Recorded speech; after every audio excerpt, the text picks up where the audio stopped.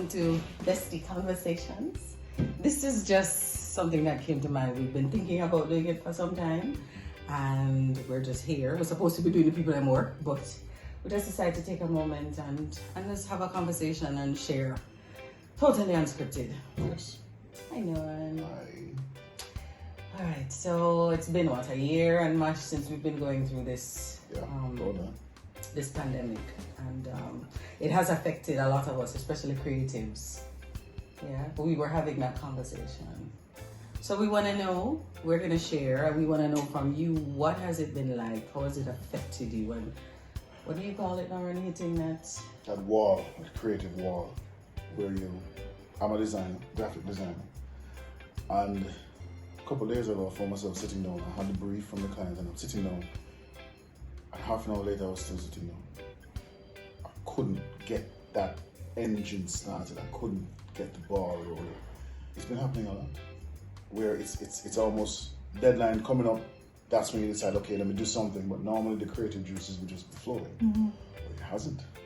It's the same thing like me. I started a blog in the midst of the pandemic, and I've reached about 12, and then I've been writing 2 for the past month. It's like I know what I want to write, but it's just not happening. It's not. And I feel bad because I made the commitment to do this, not for anybody in particular, just wanting to share. And then you have the work.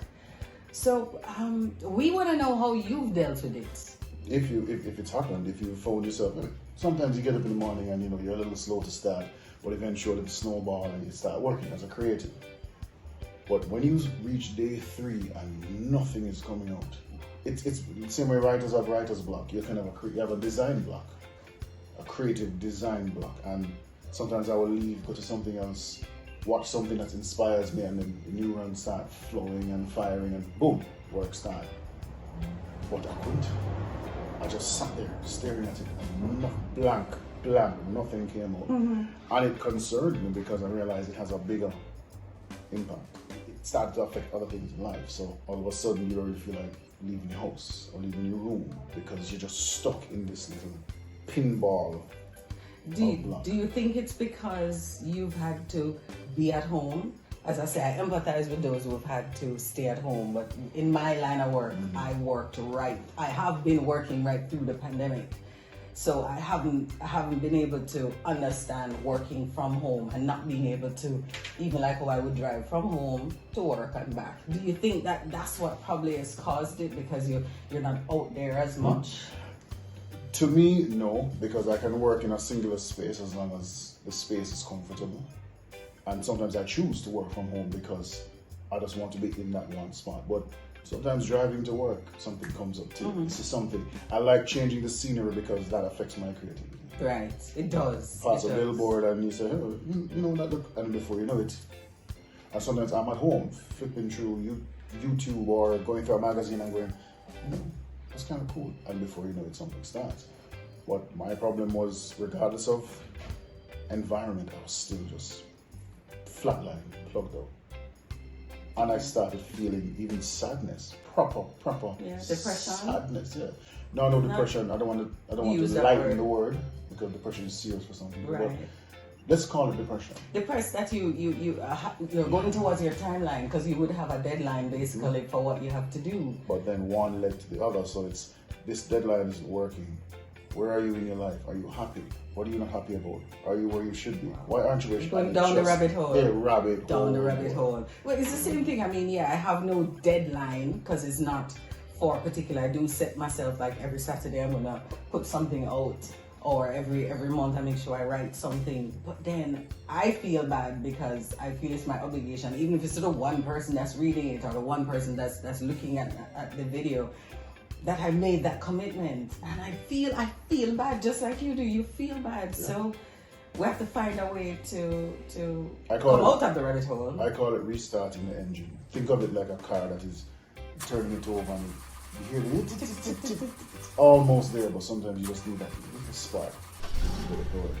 And unfortunately, sometimes the spark is, hey, I need to pay this bill, so I need to get paid so I can pay this bill. So desperation sometimes is a spark, but you don't want that to be the case. You want it to be, you're just feeling creativity flow inside you.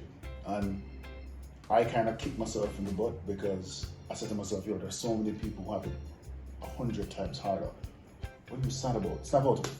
Snap out of it. Because I have my own little drill sergeant that anytime I hit that wall, it kind of shakes me and says, hey, listen. Sometimes you're very hard on yourself. You're like uber hard, and that just makes it worse. Because I say to myself, at my current state, whether you're living paycheck to paycheck or what, I'm still living better than half the planet. So I use that to kind of say to myself, hey, yeah, I know you're feeling a little thing, but it's been like an hour now. Yeah. Get over yourself. Let's go. Let's go. And yes, you know me, I'm very hard on myself. Yes, you. So I have to do that to get that engine going. But I want to get to the stage where that's not the case.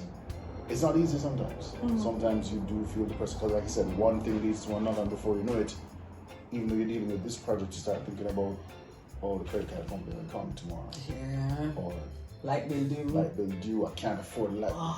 Yeah. Stalking your online thing, had to pay me yet? No. Is it there yet? Yeah. Is it there yet? I know. So yeah, I want to know how other people deal with hitting that wall. How do you deal with it when you feel like you're falling, but there's nothing to hold on to, and you're just tumbling and tumbling and tumbling. And it's a bad feeling because it can affect everything if you're not careful.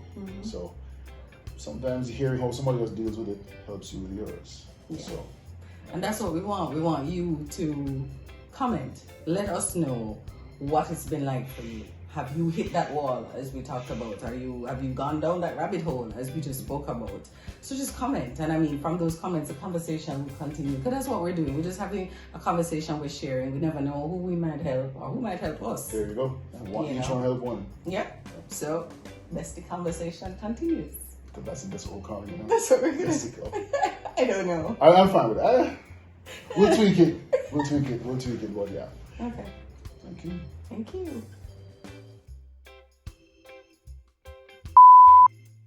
How our conversation goes for YouTube.